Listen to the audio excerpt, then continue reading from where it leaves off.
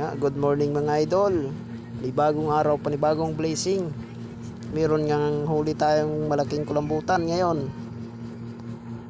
Ito. Higit 2 kilo to.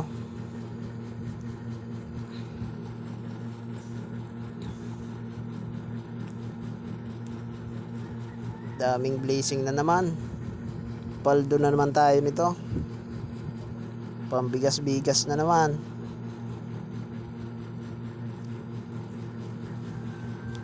Ito, ang laki niya.